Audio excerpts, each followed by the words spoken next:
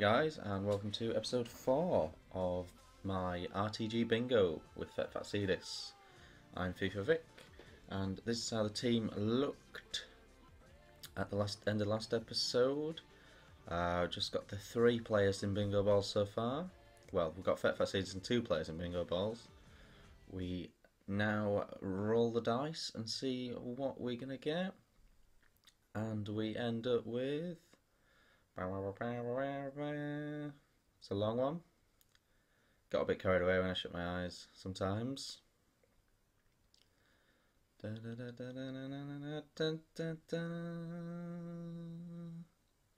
Jesus, it's a really long one. Sorry guys. Tedious. 82.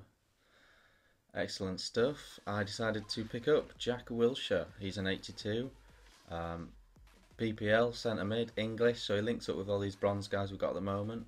It's 4-star skills, excellent dribbling and passing, left-footed as well, which can be handy for free kick takerage, although Fetfatzidis is left-footed as well. But yeah, he sort of fits in our plans for now, definitely a very good player to have, to join everything up a little bit. Our chemistry is at 80 now, which is pretty good.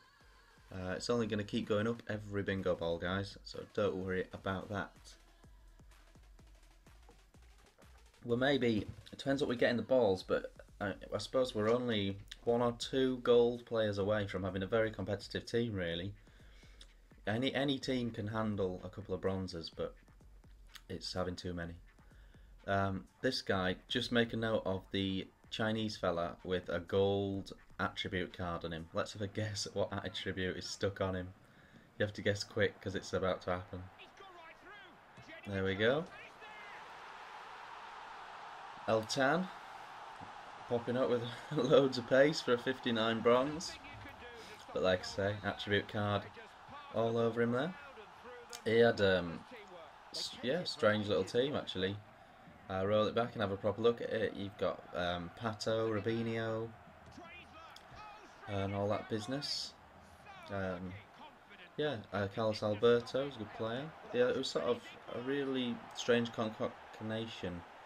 I can only think that he's built a team specifically for beating new people, really. That's all you could really say about it, because yeah, it's like deliberately 3-star, but you'd never be able to get into a tournament with it because it's got gold, silver and bronze. So it's a funny one. We go in at 1-1. I've got to say, that Chinese guy, I don't know him at all, sorry if he's like a super cool bronze that I'm just not aware of. But I've got to say, he caused me problems the whole time. He actually had quite a bit of strength behind him as well. He's quite a tall, rangy sort of player. Honestly don't know him myself, but he did cause my defenders trouble the whole game. But we're back into it here, and look at this, El Shaarawy. There's 100 odd K worth of player, racking up.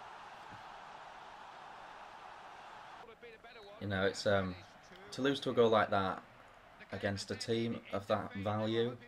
He had Wayne as well there, the fastest centre back in the game. To lose to a team of that value, to a goal like that, not too worried about that, to be honest. We'll take that at this stage. Like I say, we're a couple more bingo balls away from being truly competitive, and we'll get our record straight back up when we get that going on. So this is the team. I think I'll make a couple of little changes before this game. Still got problems with fitness with the bronze lads and things. But essentially we get back in.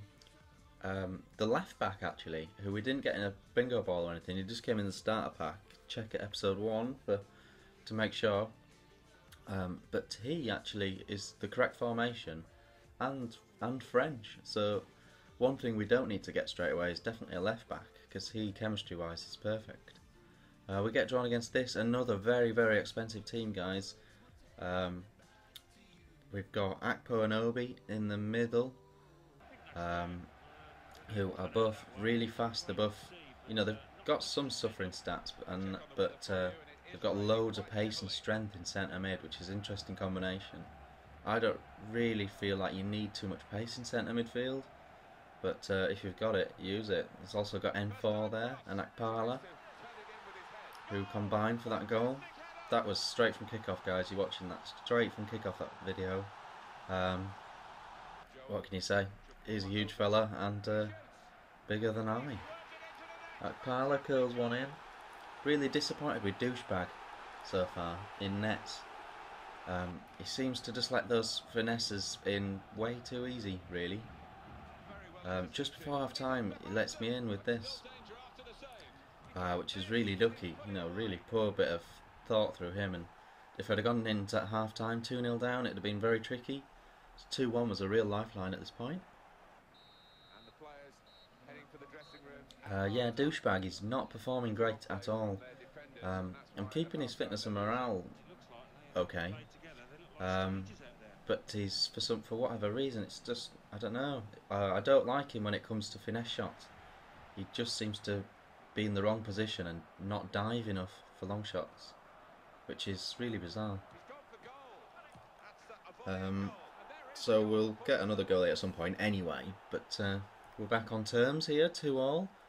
It's 72. This guy was playing, as well as having this interesting team, he was playing in a really strange way. I don't know. He was holding onto it for goal kicks.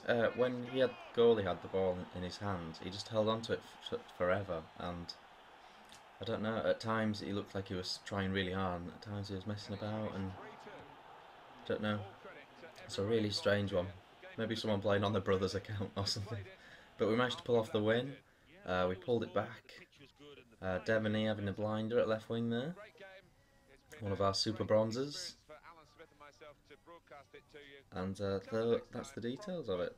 I had a look at this just to see all these players because it was an interesting combination. Check that out, it was quite a cool team. Antonio Ferreira at centre back as well, he's a Brasilva. Yeah, it was a cool team, I quite liked looking at that. That's it for this episode. I'm going to do a 2-ball episode coming up soon. Thanks for watching.